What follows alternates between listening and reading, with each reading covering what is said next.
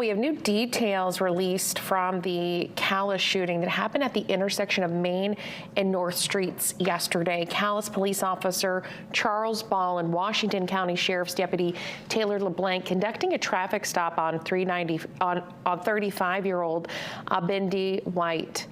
They say White was told he was under arrest but refused to follow commands.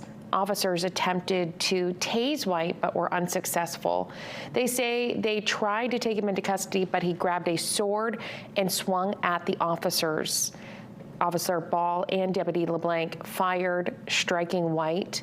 White was taken to a Calais hospital, later flown to a Bangor hospital, where we're told he is now stable.